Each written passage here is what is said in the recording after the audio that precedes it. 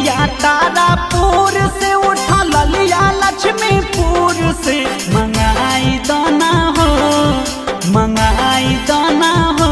पियावा सड़िया भागलपुर से मंगाई दाना हो, पियावा सड़िया भागलपुर से। टिकुलिया तारापुर से उठा ललिया लक्ष्मीपुर